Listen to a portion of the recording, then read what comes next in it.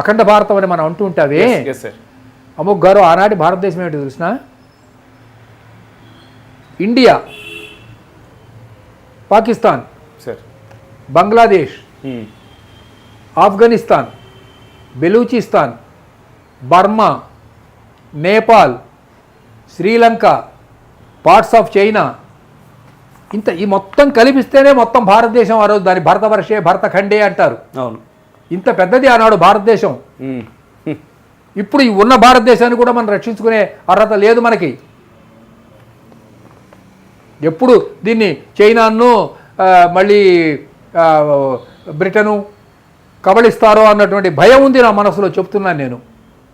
అదృష్టవశాత్తు గత 5 ఏళ్లుగా నరేంద్ర మోడీ ప్రభుత్వం ఉన్నది కాబట్టి, కానీ లేకపోతే ఇది కూడా మొత్తం చైనాలో కలిసిపోయి ఉండేది.